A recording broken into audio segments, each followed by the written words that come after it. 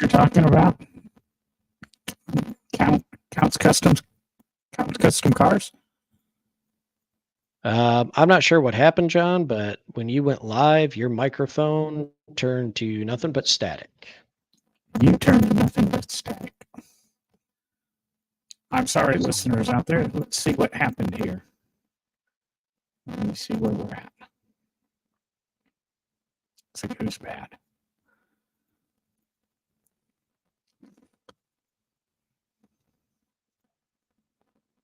Testing. You're still static. Testing. You're still static. Yeah, it's me. I'm going to back out. You carry the show for a minute. Let me see if I can get this reset.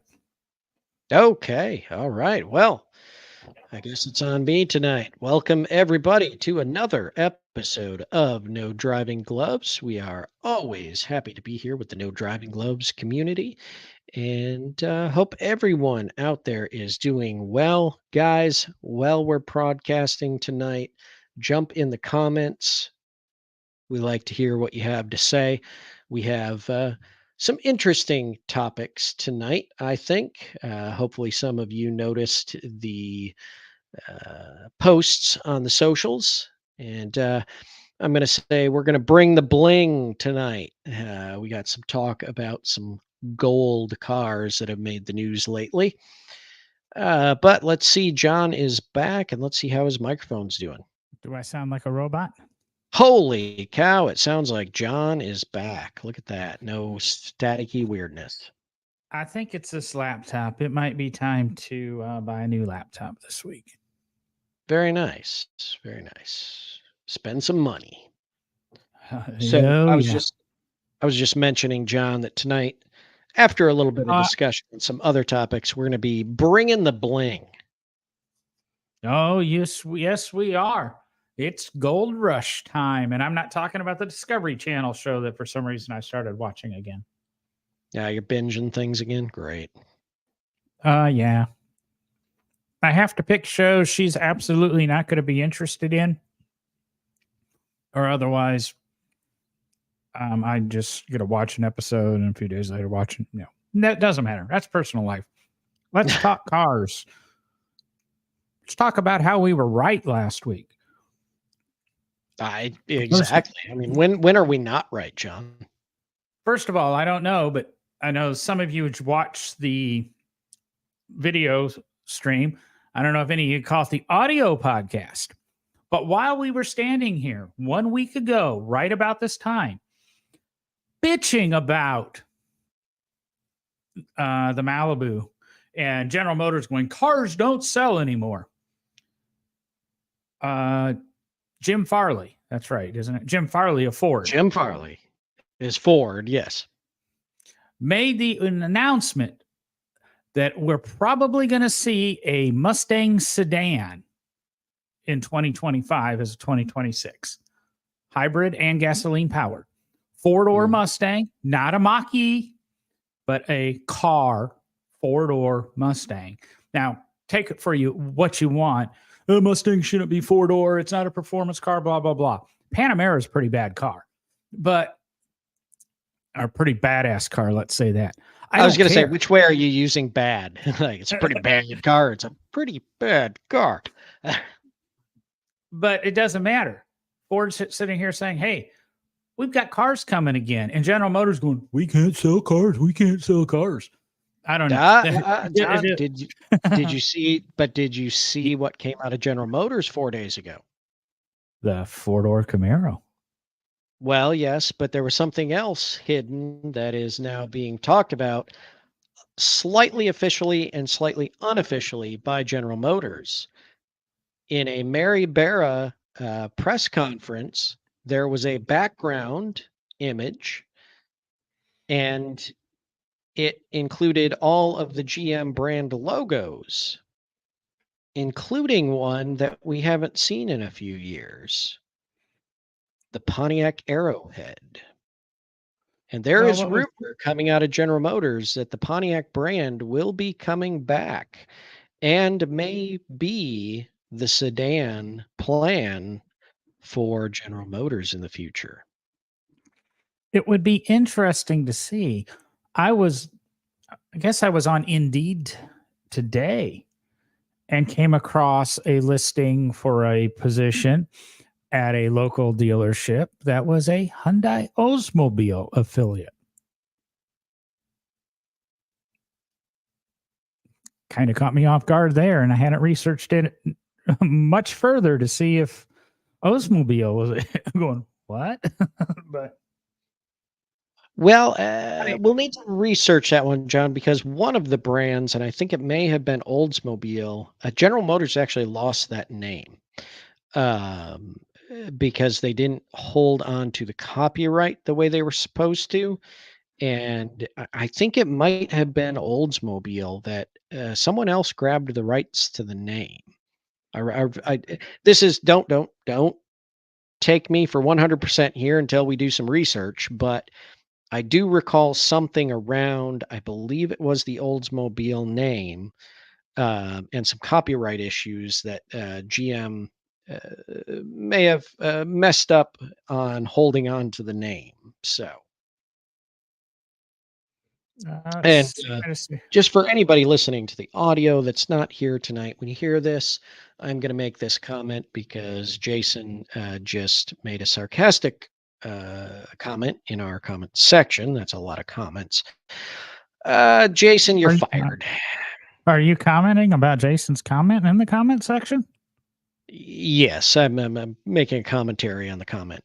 And Jason said, will it be a 2024 and a half Mustang? And Jason's fired. So no, Jason, it'll probably be a 2025 and a half, just to rub it in a little bit more.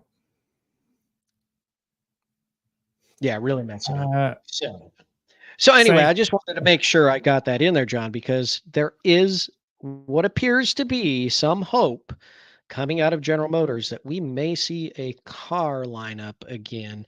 And how cool, at least for me, would it be that it would come out under the Pontiac brand? Because depending on what they bring out, I mean, they might have another buyer right here. Well, I also read the statistic today that the average age of a car on the road right now is 12 and a half years, or the average age of any SUV or light truck, half-ton pickup truck, is 9.5 years. Yes, people just don't want to get rid of their cars. And the average age of the cars on Derek's property is about 98 years. I was saying the average age of car buyers are probably about 72. But no, it's just kind of afford it. Kind of interesting to see. I just like that little bit. And then to even go further is today's auto file from Reuters talks a little about this EV tariff thing, and the European auto manufacturers are lobbying no tariffs on Chinese vehicles. And, really, John? What is their reasoning for that? Why would someone not? Why would a country, like or an entire continent like Europe, not want to have tariffs on something like Chinese EVs? Could you enlighten us? Well, the Stellantis CEO, Carlos Tavares, said that they're a trap. It would fuel inflation and depress European demand and give false hope that European automakers and suppliers could avoid reactions by the Chinese government in possible import tariffs to China, which could be really interesting now that we were just talking about GM, and what if China retaliates to us? What's that going to do to, say, Buick, which is a fairly large export to China from the U.S.? And the executives of Volkswagen and Renault said that the Chinese competitors will just localize production in Europe, negating any tariffs. Didn't we say something about that in Mexico and the U.S. Yeah. tariffs? It seems somebody listened to our podcast last week and rolled with it in Europe, and all of a sudden said, hey, let's slow down here. Let's back the truck up. And then, of course, there's a little bit of whining coming from the U.S. because now we've got this 25% tariff on batteries. And guess what? Still, a lot of our batteries that go into electric cars come from China. So batteries go up 25%. Retail price of batteries in cars goes up 50%. Electric cars get more expensive because of the whole deal. Oh, come on. And the article does conclude, this is an election year in the U.S. and Europe. Standing up to China is one thing that both the left and right agree on in both markets. I guess, though, you need to really look at, not being Democratic, Republican, independent, pro-EV, anti-EV. Got to look at the whole picture. Careful. It's my biggest saying. I probably just get it tattooed across my chest. Careful what you wish for. It might happen. Yeah, but then nobody can read it. It's got to be on your forehead, John.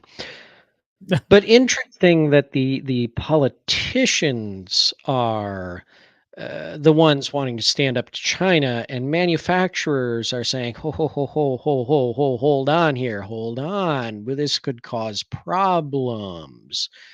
I find that interesting. I don't know if anybody else does, but I do. Oh, yeah, I guess it was the same article that I came with a car statistic. The average age of a new car is a record, our car in the U.S. market's 12.6 years. Yeah, and a comment from one of our listeners here, Hernando Pizarro. Hopefully I'm saying that correctly. Vehicles last longer and are more expensive, so owners are repairing them and maintaining them longer versus eager to get into outrageous payments. It's exactly right. I mean, Hernando's kind of hitting the nail on the head here.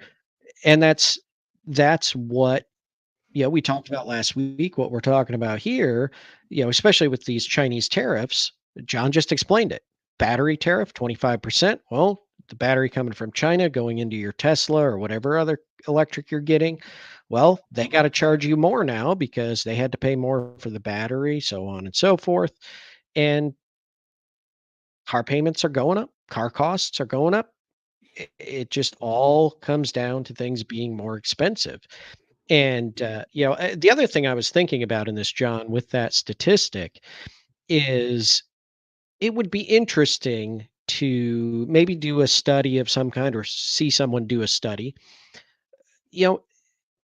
Travel was reduced during the COVID period, right? We didn't work, employment was, let me start that over. People weren't necessarily traveling to their jobs. They weren't traveling as much. We didn't put as many miles on cars. So I'm, in my head, I started to wonder if there's a factor there that, people just didn't wear their cars out as much or put as many miles on during COVID. So they're holding on to them a little longer because they didn't drive as far in these cars recently. Well, so you do have interesting. Yeah, you do have that COVID factor that comes into a lot of things because, first of all, people held onto their cars because there were no cars to buy. Right now, there's it looks like everything's stabilized a little bit now that we're 2 years, 3 years beyond COVID, but we're still having a shortage of cars coming off lease, etc., because not a lot of cars were leased during that vehicle shortage period. And ironically, in this article, we could even go on to where it covers that it seems that U.S. dealers are back to having decent inventory levels because there's a lot of Memorial Day sales happening right now and incentives to buy cars in this coming week. And Hernando might be right because just tonight, I dropped my car off to have something looked at on the little Ford. I mean, geez, I've put 60,000 miles on the thing since I bought it. And I've got a really interesting problem. Sounds like a rod knock, but it's when I opened up the hood, it wasn't a rod knock. The whole radiator, condenser, cooling fan assembly is just bouncing around like crazy, clicking away. And I don't know what the issue is, and I don't want to deal with it. It's hot outside. So I did drop it off to see, spend the $150 to find out how expensive it's going to be to fix before I rush out and buy a replacement car. Normally I would just go buy a replacement car. So even I've stepped back because I honestly looked at some used cars and I just don't want to pay for them. Too damn much money. So he's right.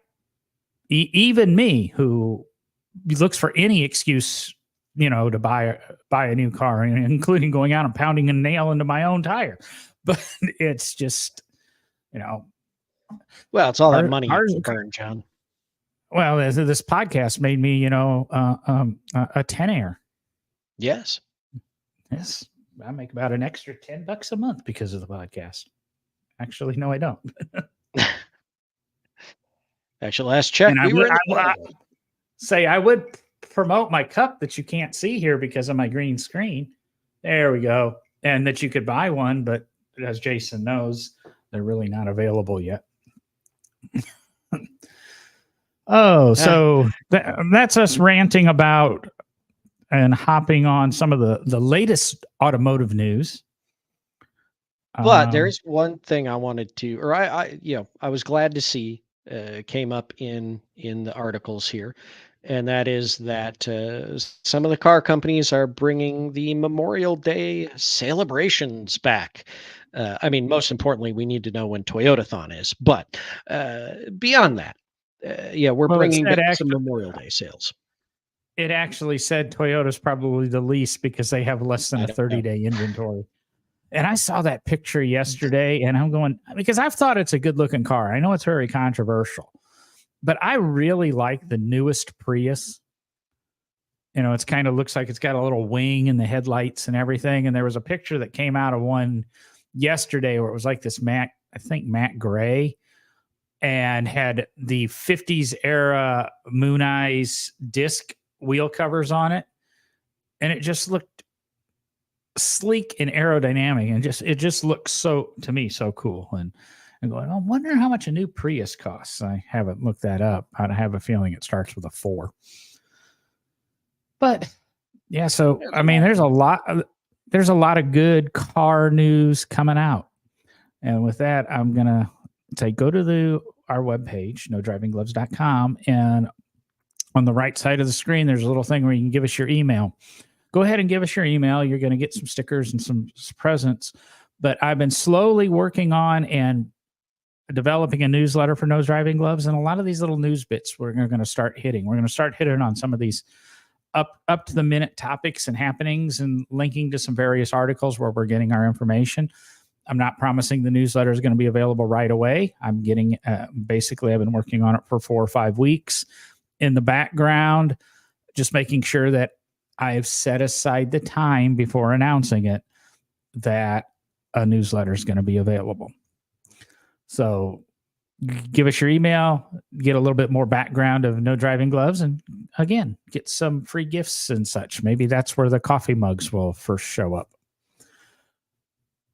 Very nice. Very nice. And Hernando was jumping right into our next, or at least my next comment, which was the fact that, and John, you covered it a little bit here, Toyota is only looking at about 30 days worth of unsold vehicles as of May 1st of this year, whereas Mercedes has 92 days, Ford has about 100 days, and Jeep and Ram are over 150 days. Hernando says around a 300-day inventory, but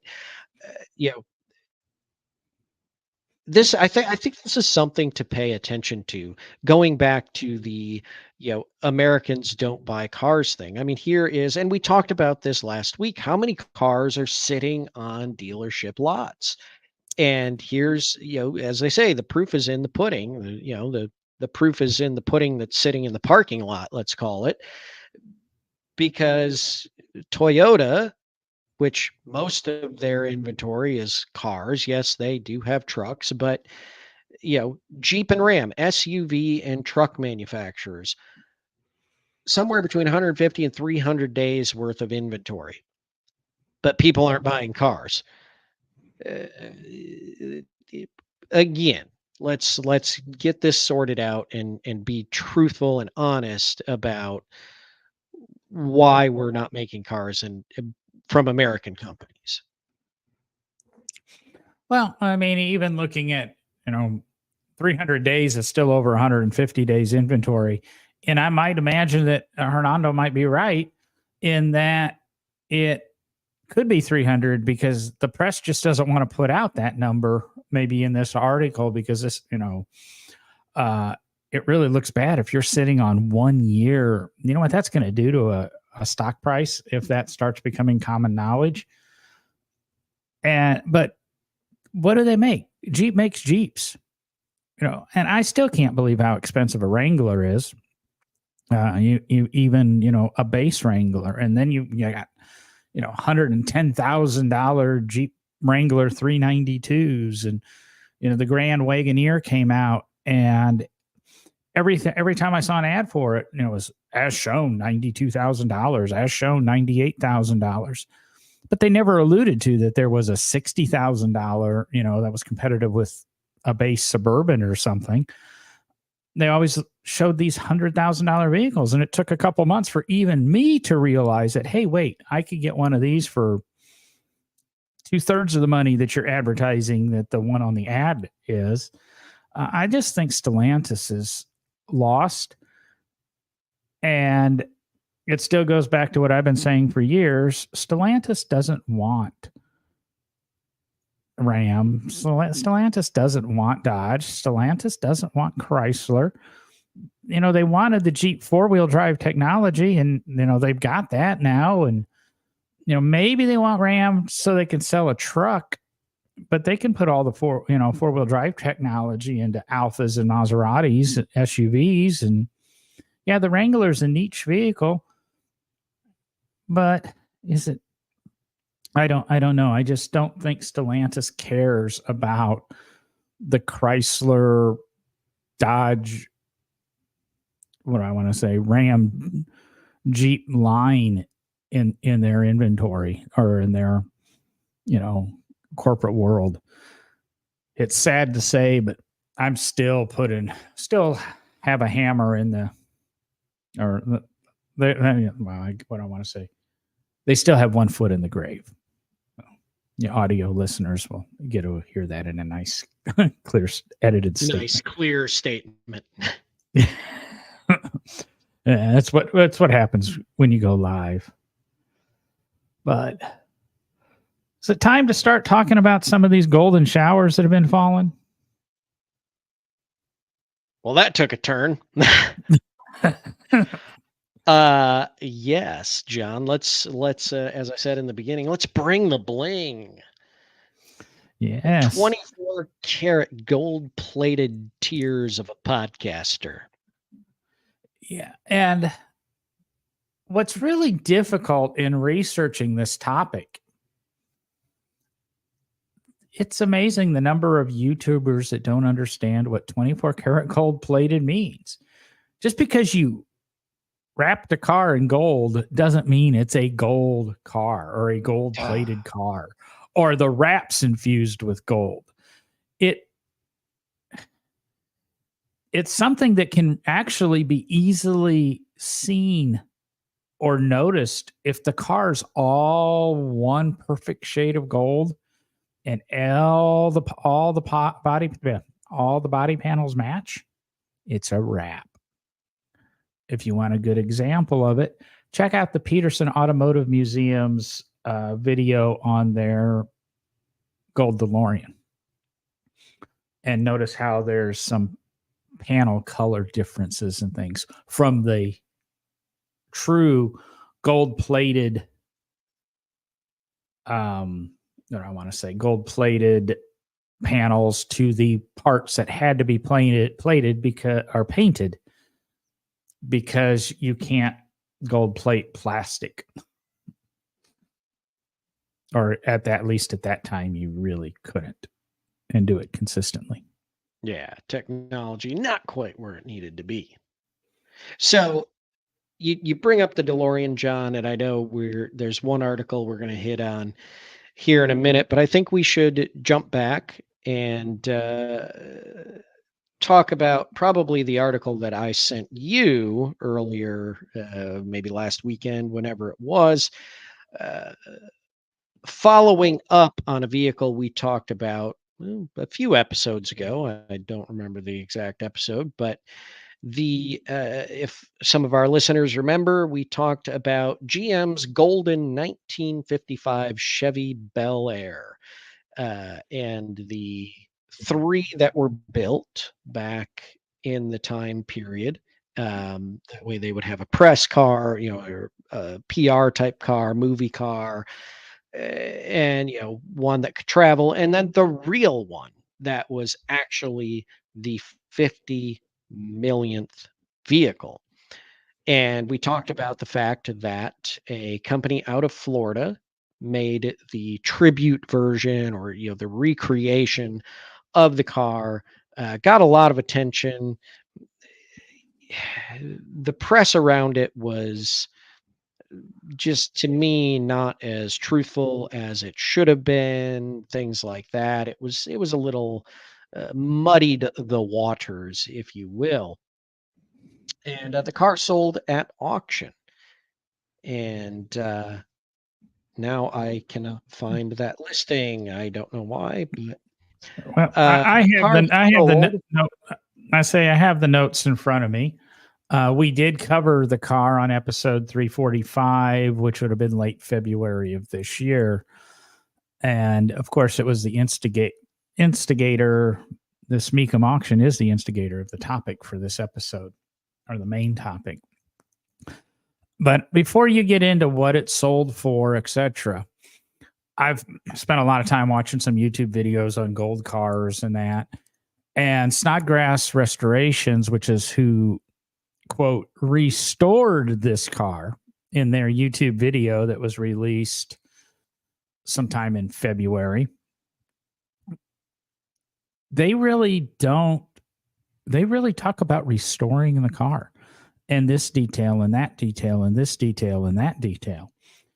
And then as we approached, the car debuted and was on public exhibition in early March at, I can't remember what event it was originally debuted at, but things started to creep out that, it wasn't a restoration. It was, a compilation of work by a bunch of individuals, and I'm sure some people's money went into it, and some original parts and some non-original parts. And we really questioned it, especially with the news that was available late February of this year.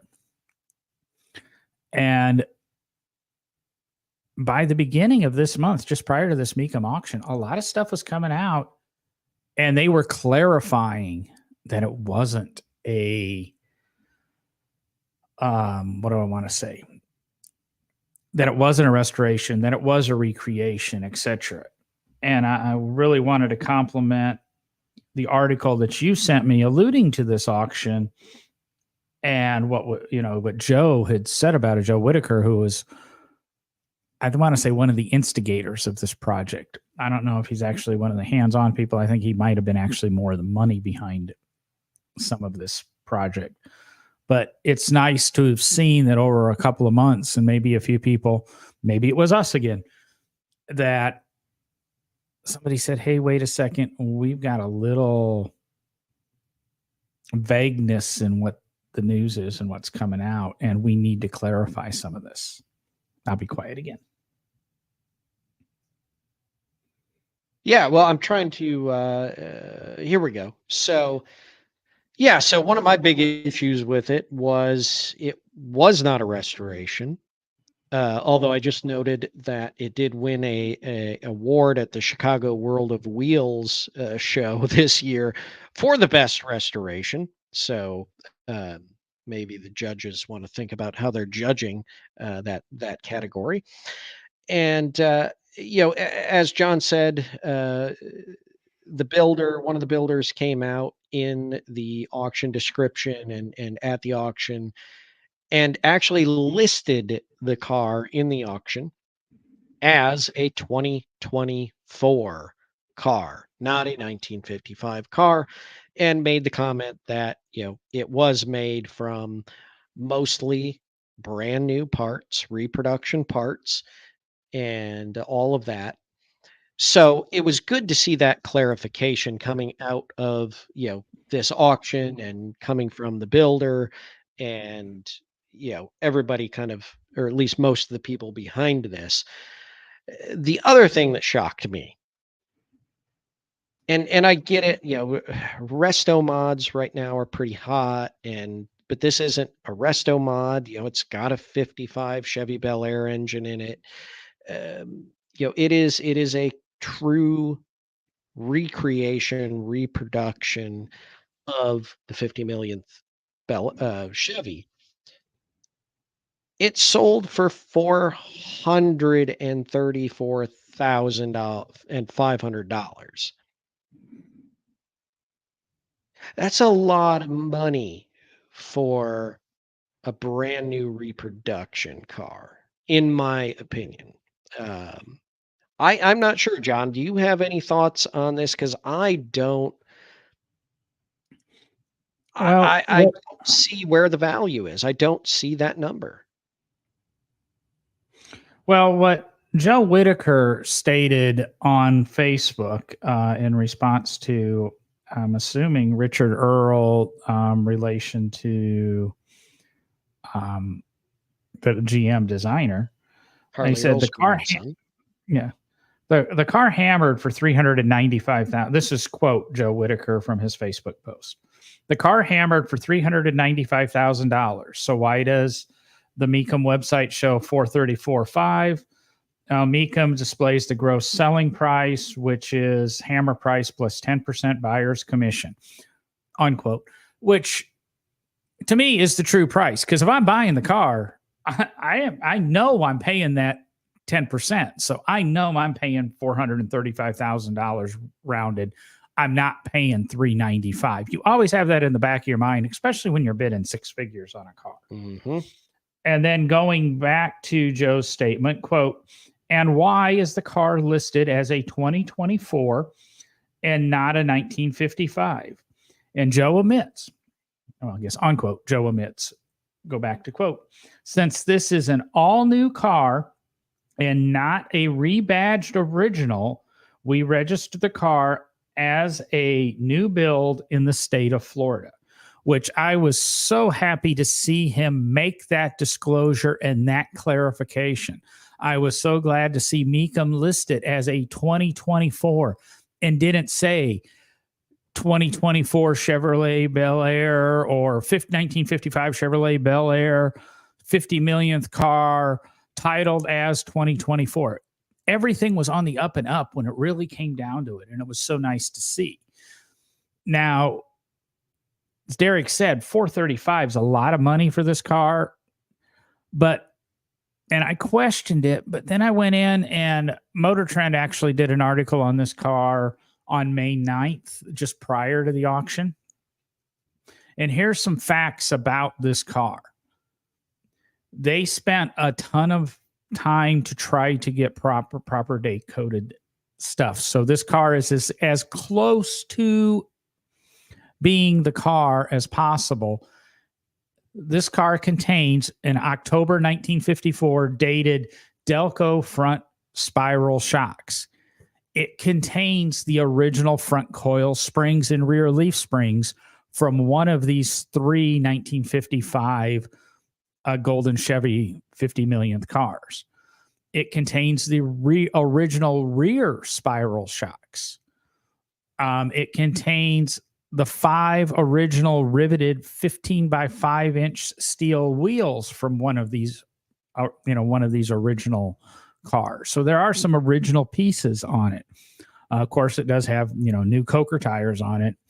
optional deluxe heater, optional electric windshield wiper motor. I'm assuming the car has the actual windshield wiper blade or arms, because that's where this whole process and idea came from. It has the original, or excuse me, it has a September 1954 dated radiator. It has a November 1954 dated voltage regulator. So they did go through a little bit of effort to try to find original pieces to put on this, or properly date coded pieces.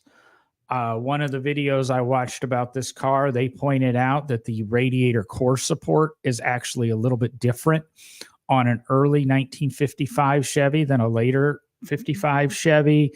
And there are certain little things that have to be, they did their best to make it absolute to this car.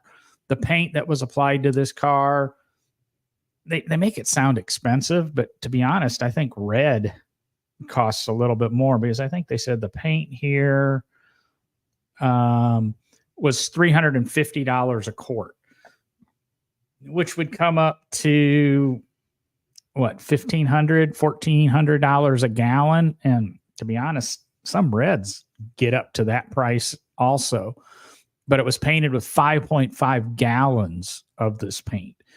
So it does add a little bit. And then, like they say, 150 to 200 parts of the original stainless, the original chrome, that kind of polished metal that would have been on the car were actually gold plated, and gold's $2,000 an ounce right now. So I think the effort that went into this, the story behind this car, might lend to that. Will you be able to resell this car for that much money in a year or 2 years?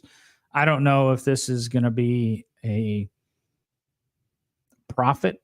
Any money you make is probably due to inflation more than appreciation of this vehicle. But where are you going to get another one for that kind of money? I bet you, I don't know. Did we ever find out how many hours went into building this car? I haven't been able to find that yet. I thought I saw it, or maybe he said it in the video.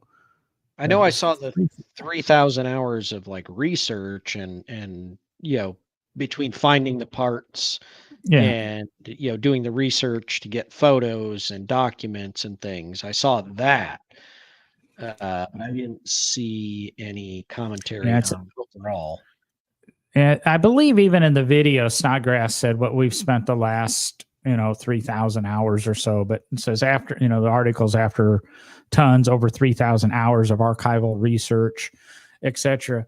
But if you figure even best case scenario, say this car, 2,000 hours to build because you didn't have to do any metal work because it was a new body, etc.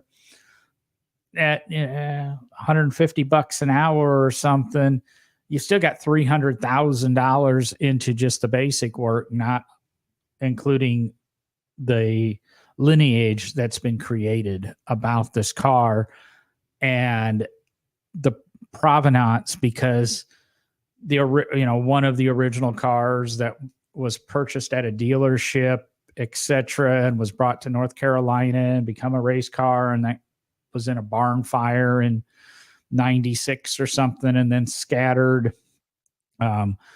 There's really no doubt to the lineage that some of these parts are real to this car. I mean, from a museum standpoint, I'm sure Derek has a lot of comments on it, but from a collector standpoint, from a one-up in your Tri-Fi Chevy buddy, when you're playing with 9-10 figure bank accounts, how are you going to top this car?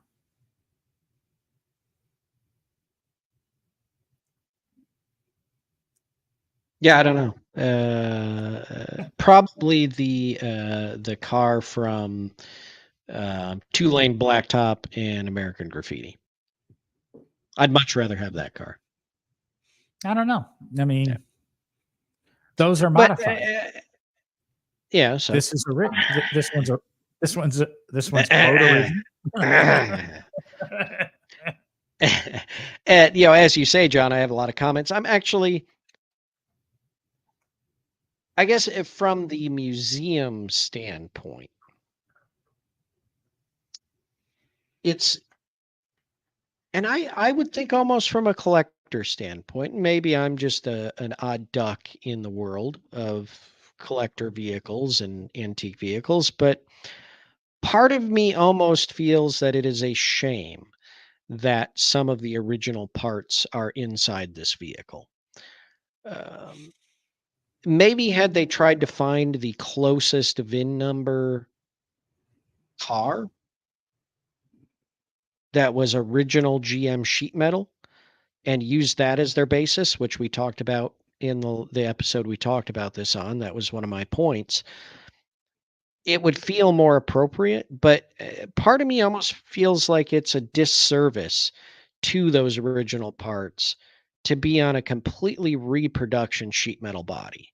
I feel like that almost takes away from the significance of those parts. And that's just me, right? That's just my approach to historic vehicles and their importance. But uh, the fact that, oh, these original parts are in this car, part of me almost feels like it'd be better if they weren't and they were just nicely displayed with the car on the Yeah, side. I can go with you. And when I first read some of this, I thought that's what they meant, is that some of these parts were displayed with the car. And I think some of the original parts are actually, some of the mechanical ones that probably were too corroded or damaged to be used are still with the car. But if you look at the way, this car was forgotten, the first two of the three were lost almost immediately. And this other one just, somehow gets scattered around a North Carolina farm. I don't understand that part. But by them acquiring and doing this project, at least all the parts are together. And you can go in and, I guess, see the parts. I'm sure they shot blasted, sandblasted, soda blasted, some sort of media blasting to these parts and cleaned them up and repainted them and refinished them and everything else for the car. So some of that is gone. They omitted in one of the videos that I saw about this car, there was no paint code. The paint was one off, as he said, but technically it was three off. So they're not even 100. Yeah, they're not even 100% sure this is the exact right color of gold on the car, but based on photographs and, I mean, even I at the Barber Museum used black and white photographs and colorizing programs to prove the color of shades of vehicles. So I'm pretty sure they got the color right. But I think what's the difference if I display these say springs? Did I say springs here? The shocks, yeah. If I display the shocks in the car, installed in the car, or I display them in a cool black glass case next to the car. I'm honestly asking that question. You as a museum person, can you tell me what the difference might be? This car will never be driven. So yeah, I mean, so to me, the other thing about this is, and this will be a roundabout way of answering your question, I think, John. Yeah, let's start with what makes the part of the 50 millionth car. Okay, where is the provenance? Where is the proof and the evidence that it was that part, right? Because it comes out of a big bin of parts, right? These shock absorbers, somebody grabs one out and it's going to be for that car, okay?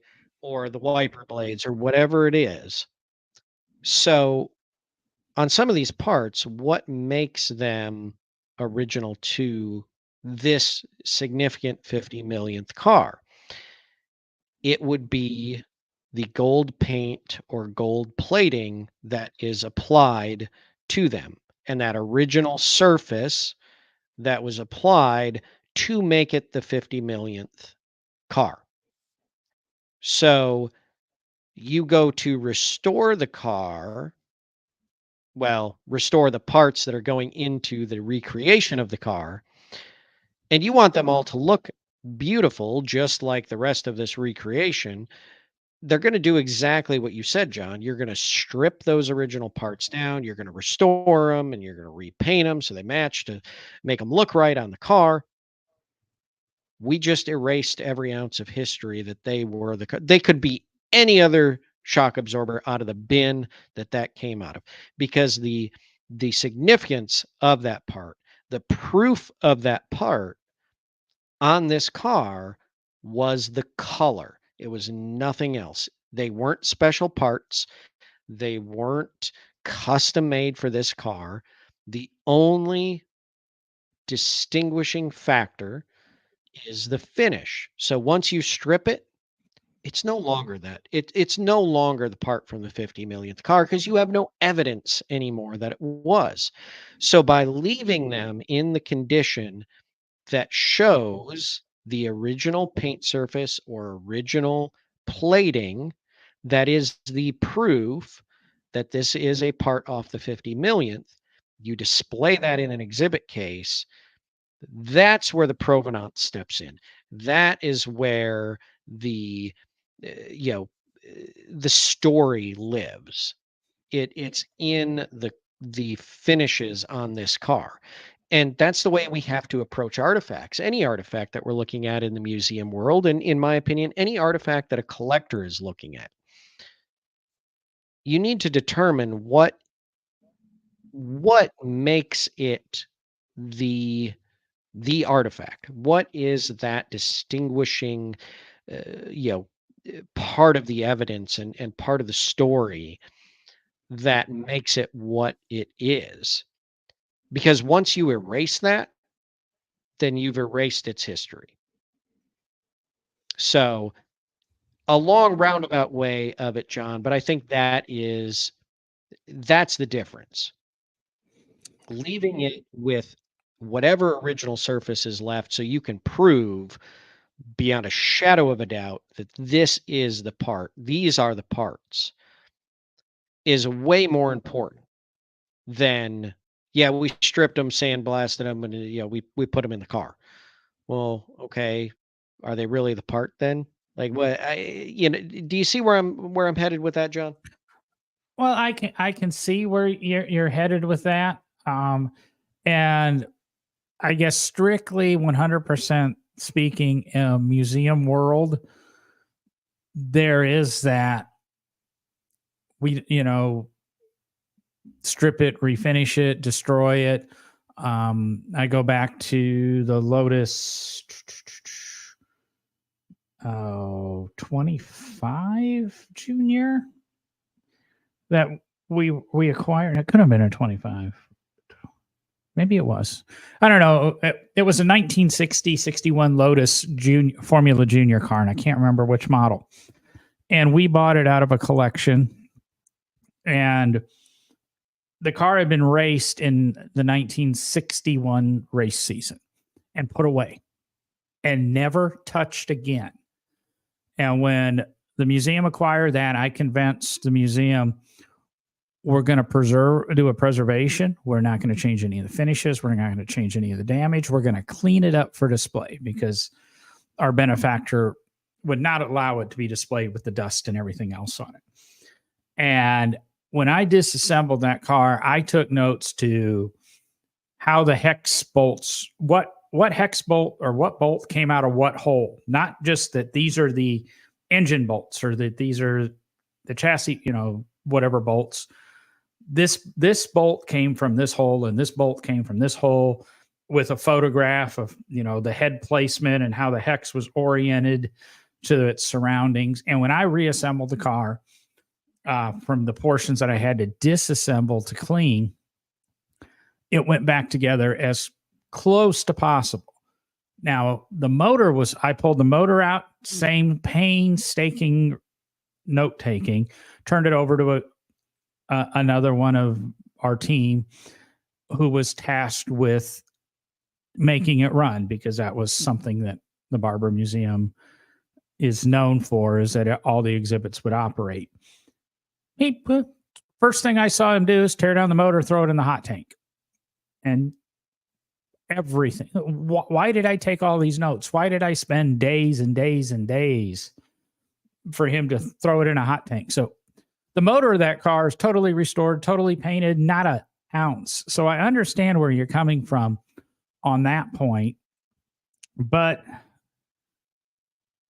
it's that, I guess it goes back to, and that could be a whole episode topic, museum versus collector, because a collector wants it pretty and clean, and the majority of collectors want it pretty and clean, etc. Even to the point that people compete in the preservation class will take car A that's absolutely original, blah, blah, blah, blah, blah, but the interior is worn out, and buy car A, and because it has a better interior, and then combine the two so that they can win the preservation class because they have the best preserved car, even though they've swapped parts. So it does, car collecting, or, well, it goes back to car collecting in the museum world clash in so many ways. And this 55 Chevy is a perfect example of, I think, that clash. I think we've touched on the conversation before. I don't think you'd see that problem in the art world or Waterford Crystal world, or, you see it in cars, and I guess you see it in watches. But do you see it in a lot of other, collecting worlds? I think I've brought it up on the show before. It was pretty big in the furniture world. In, say, the early 1900s into the mid-century, and then in about the 1970s and early 80s, a number of furniture collectors, and a few of those furniture collectors I knew very well while I was in Cleveland. They stepped up and they were like, "Hey, guys, we got to stop this. We're erasing the history of all of this." So the furniture world actually the collector furniture world made a great transition in the 1970s and 80s to not messing around with stuff and letting it be and letting its story live on. So, that's the one I always reference back to. Yeah, and I would say I'm a member of a few Herman Miller groups and that, but I still see the same thing there, is how do I fix this? How do I fix that? Oh, they ruined this. And, and I guess it's a lot of that mid-century modern stuff or whatever that I guess I'm thinking and maybe overlapping, because we have our people that want to go into a Frank Lloyd Wright house and just, let's change this and change that and change this to update it to be more modern. And then the true mid-century modern purists just absolutely throw a fit. But I guess maybe it's not quite mid-century modern, but the Brady Bunch house that, HGTV recreated, or actually created for the first time and then gave away, etc. Whoever won it hated it because it wasn't livable in today's world. And maybe that, that's an extreme, but to swing it back to cars, we are in that clash of museum world to this Tri-5 Chevy, which was right, which was wrong. And we've obviously spent one episode on February 29th debating this or discussing it. And we're kind of doing it again here, except with a lot more information and the fact that it's been much more open about the condition of this car and what's going on with this car, etc. That I can be a little bit more comfortable with the existence of this car in the way it is. I have a feeling you probably are a little bit more comfortable. There's obviously some things that you as a museum professional would do or would have done differently. And I can agree with a lot of what you say as somebody who has played in the museum world, but it's also one of the arguments or discussions I always had with the people in the company that I worked for when I was doing a lot of museum conservation, and what's the limit? How far do we go? And how far do we go? How far can we go? How far should we go to balance that? What the general public wants is to see, what the general public wants is to see the Titanic and it's all its glory, all perfectly preserved, blah, blah, blah. They don't want to see this rusted, corroded, falling apart shell or whatever, crustacean infested thing that it is now, which is what history has brought it to. And the proof of that is the guy in Australia building a new Titanic, because we all want to see the Titanic. We don't want to see the Titanic. We want to see the Titanic in our minds. And I think that's where this 55 Chevy lands, is we wanted to see what this car looked like. And we wanted, is it Jim? I can't think of his name. I got to look at the text from you again. I think it was Joe Whitaker. Joe Whitaker. Yeah. That, Joe and Snodgrass and a couple of other people that were involved. And I'm sorry, I can't recall any of their names, what they thought the world should see. And this is that fine point I've always said, Will used to allude to when he told somebody at McPherson College, one of the advisory board, that, oh yeah, we're cutting up a Lincoln Zephyr, and the guy about had a heart attack because he's cutting up a Lincoln Zephyr. Well, my argument's always been, unless it is the absolute last Lincoln Zephyr on the planet, you can do whatever the hell you want with it because you came up with the money first. If you really if you really don't think it should be done, you need to buy one yourself and not let that be done to it, or buy them all. But this obviously is a one of one, and the parts were one of one. But looking at the pictures of how the parts were recovered, I don't think if these 5 or 6 guys didn't come along, these parts would have just wasted away to nothing. So, when it comes down to refinishing and putting on this recreation, or leaving be and leaving history, I'm happier that they're on the recreation and the story and the documentation is still there, that they're the correct parts, as opposed to the story and Mother Nature being the caretakers of this. So that's my opinion, and you and I differ on some opinions, and this might be as vocal and differing maybe as we've ever been on the show. I don't know about that, John. I'm just, the other thing I always have to take into consideration is the historic context of it, or the historic relevance. And, if I was to really sit back and somebody was to really press this topic, I don't know that this car is historically relevant enough to really care. It was the representative 50 millionth Chevrolet, and is it really something that is extremely historically important to get really worked up over? No, not really. Not in my opinion. Well, as we discussed in the previous episode, there were 3 of these 50 millionth cars. One was built long before the 50 millionth General Motors car was built, for publicity photos and exclusively to film the video of the car being constructed. And one was built to tour the country. And that's the one that appears to still have parts exist. And then one was built, the actual 50 millionth car was built rolled out of the factory, mounted to a parade float, and disappeared shortly thereafter.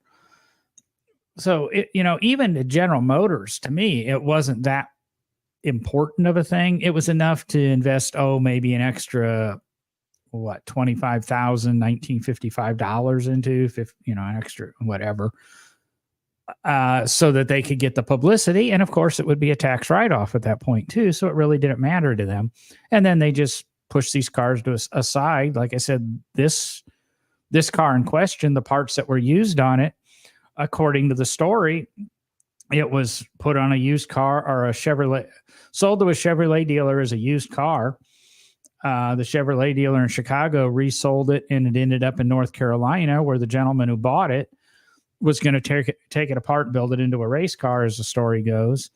And he never got around to it. And then again, the barn caught fire and the car was forgotten. And to be honest, even Joe probably would have never thought about doing this project until he was approached by one of the brothers or the son of the guy who bought it to make it into a race car, and say, "Hey, you want to buy these windshield wiper arms?" And the story goes that money was crazy.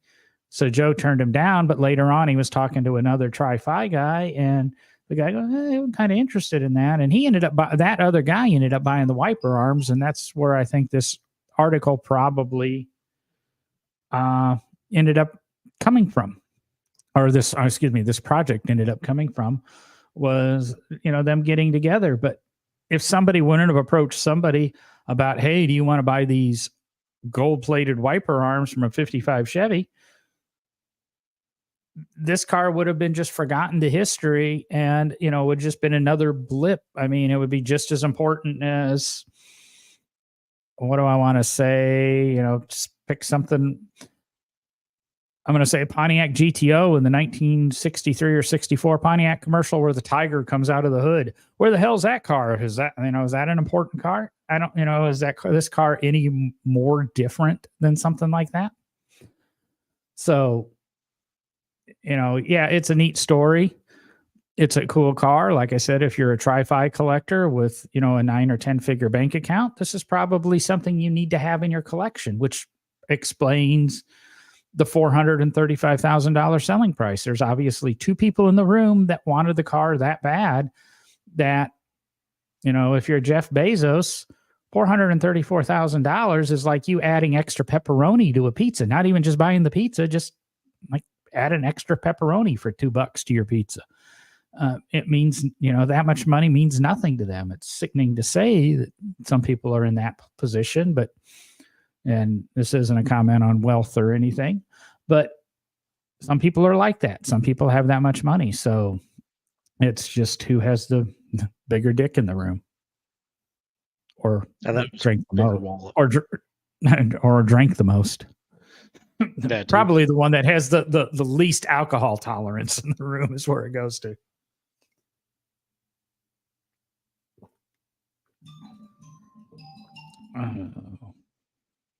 Dang, I guess that's our off, John. Say that's my 60-minute timer. Yeah, that's the timer. So I think that's going to wrap it up for the night, John. Wouldn't you agree? I think so. I think it was a pretty good episode. I mean, we really, once we learned more about the story and more of the story came out and people started to step up, I think the two episodes combined, let me go back here and get my episode number. Episode 345, What You See Isn't What You Get, was the name of that episode from February 29th, 2024. It was when we first discussed the 50 millionth car GM sold. And today, where we discussed what happened after the car was sold at auction and how the truth, I don't want to say the truth because I don't know if they were lying. But let's call it the full story. Yeah, the whole story came out. I don't honestly believe they were lying, because even watching the video when they were first introducing the car at the restoration shop, the guy was just talking about it like a car. And we did this and we did that, and you could take, Yeah, maybe you made a sound like it was all original and that, but who knows? You know, it wasn't a carefully constructed. It was more of an just off the cuff conversation like we have here on No Driving Gloves every week, which you should like and subscribe to the YouTube channel and catch us live, or subscribe to the podcast at nodrivinggloves.com and catch the episodes every week.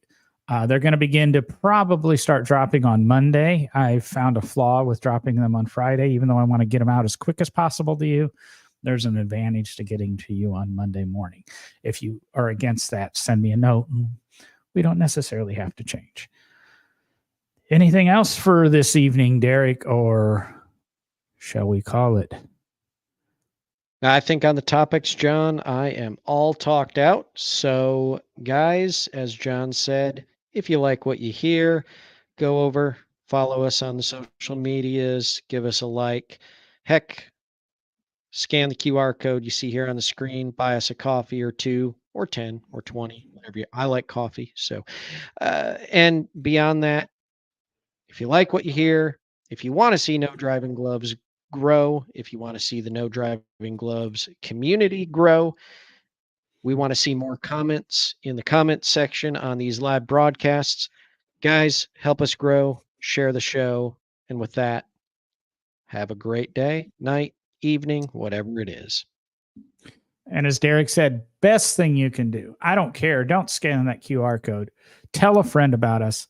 Get it out there. If you're watching us on YouTube or Facebook Live, give us a like, give us a share there. That really helps the show. If you want to leave us a review on Apple Podcasts or etc., you can do that. Really, that really doesn't help the show. Makes us feel good, but that doesn't help the show. But a like and a share on Facebook or YouTube really does us good. And with that, it's time to get off your ass, go burn some gas, because John is out.